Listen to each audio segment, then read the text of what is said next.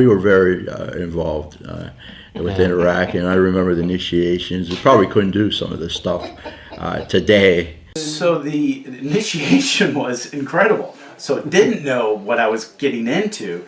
Initiation was at Sunset Beach. But we had a pit that was about 30 feet long. That was probably, we dug it out, it was usually 2.5, 3 feet deep. And they had to crawl through this pit. That pit had everything unimaginable that came from Pappas Restaurant. So they had barrels of where they would put fish guts and, you know, God knows what.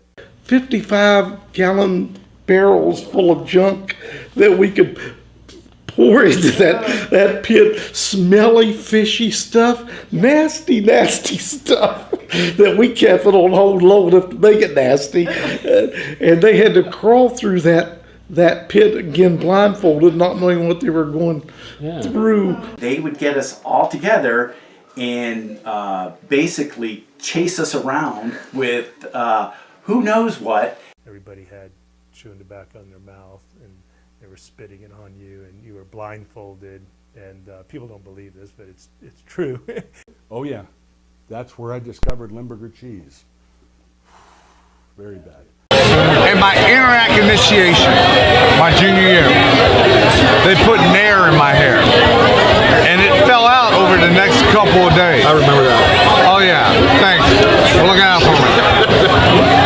I was an officer in the club, sorry. Yeah, I know. Illegal. Illegal. Jail time. Some of the crap we did, or that was done to us, but here I am, I'm alive. It was written up by one of our Tarpon students who was a reporter for the Clearwater Sun newspaper just before it.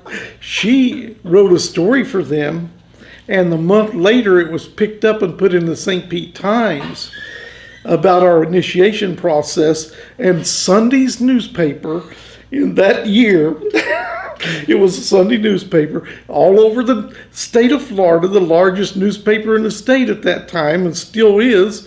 But that story hit the newspaper, and the next day when I came back to school, I had a letter in my file from the area superintendent saying, "You cannot do this anymore."